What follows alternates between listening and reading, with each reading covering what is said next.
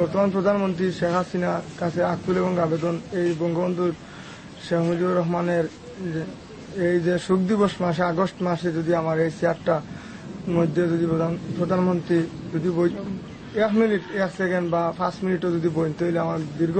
5 বছরের সাধনা মনোকর্ম সফল হয়েছে। 5 বছর ধরে উনি করেছেন, এটা খুব বড় একটা আমার কাছে মনে হচ্ছে সুন্দর, এবং তার প্রেক্ষিতে আমি আমার ঊর্ধ্বতন কর্তৃপক্ষের বিষয়টি জানিয়েছি। পরবর্তীতে ঊর্ধ্বতন কর্তৃপক্ষ যেভাবে নির্দেশনা দিবে